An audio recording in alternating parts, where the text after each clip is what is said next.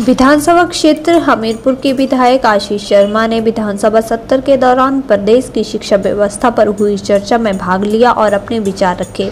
उन्होंने कहा कि गुणवत्तापूर्ण शिक्षा देश व प्रदेश के भविष्य को सुदृढ़ करती है। लगातार हो रहे बदलावों से शिक्षा की गुणवत्ता पर प्रभाव पड़ता है। सरकार को एक ट्रांसफर पॉलिसी बनानी चाहिए ताकि ट्रांसफर के कारण बच्चों की पढ़ाई प्रभावित न हो।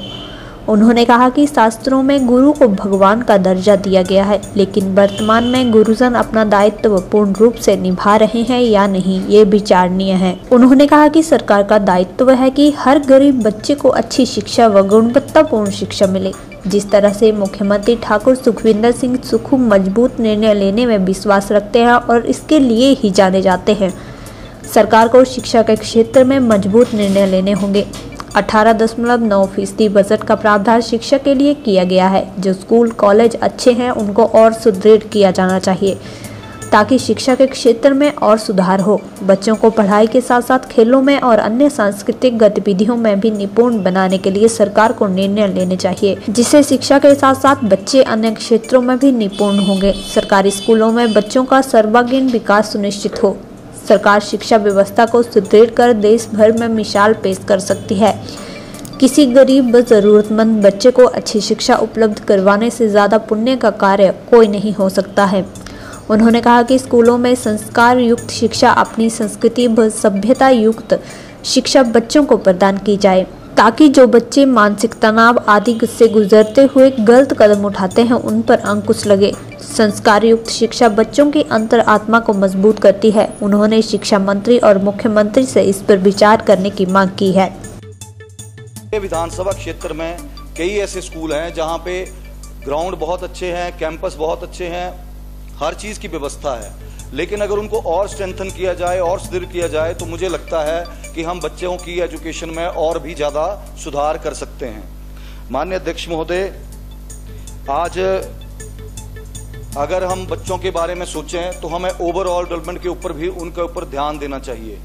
केवल और केवल वो एक पढ़ाई के क्षेत्र में ना रह के, ताकि चाहे स्पोर्ट्स की बात हो, चाहे ओवरऑल उनकी डेवलपमेंट हो, इसके बारे में भी सरकारी स्कूलों में प्रावधान सरकार को इसके बारे में सोचना चाहिए।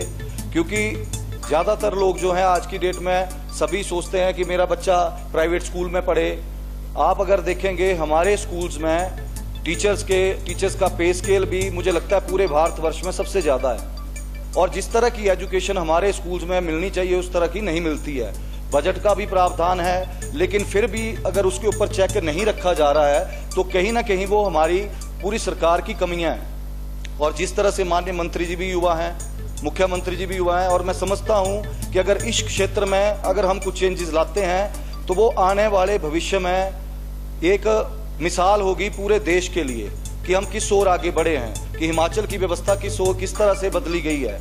और यही एक क्षेत्र है जहां से हम अपने आने वाले भविष्य की, प्रदेश के भविष्य की और देश के भविष्य की भी नींव रखते हैं। और अगर हम गरीब बच्चे को अगर अच्छी एजुकेशन प्रोवाइड करते हैं तो मुझे लगता है कि इससे बड़ा जो पुण्य का कार्य है वो मुझे लगता कि इससे बड़ा पुण्य का कार्य कोई भी नहीं है। तो मैं समझता हूं कि सरकार इस पे गौर करे, और माननीय मुख्यमंत्री जी और माननीय मंत्री जी भी मेरी विनती है कि इसके ऊपर विचार करें, चाहे वो स्पोर्ट्स का क्षेत्र हो और जो हमारी जो संस्कृति और सभ्यता है इसके ऊपर भी उनको किस तरह आगे पढ़ाया जाए। आप देखेंगे कई बार ये सुनने में आ रहा है आजकल कि चाहे +1 10th के बच्चे हैं, कोई डिप्रेशन में हैं और कोई सुसाइड कर रहे हैं। तो मैं ये समझता हूँ कि जब उनको जो संस्कार हैं, बेसिक जो चीजें हैं, जब उनको नहीं पढ़ाई जाती हैं तो वो कहीं ना कहीं उनका जो अंतरात्मा है वो कहीं ना कहीं कमजोर है। और अगर हम उनको अच्छी चीजें कुछ ना कुछ अगर टीचर्स अच्छा गाइड करेंगे तो मुझे लगता है कि वो आने वाले भविष्य में उन चीज से निकल के और एक अच्छे नागरिक बनेंगे